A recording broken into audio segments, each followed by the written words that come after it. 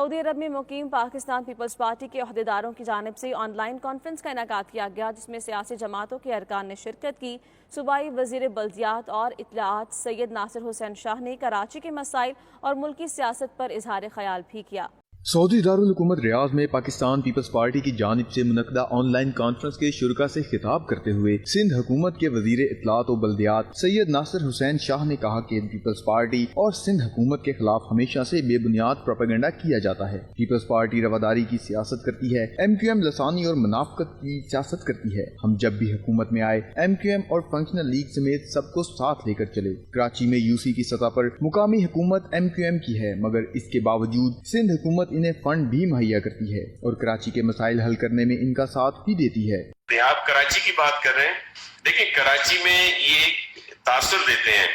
کہ سندھ گورنمنٹ جو ہے وہ کراچی کو آن نہیں کرتی، حالانکہ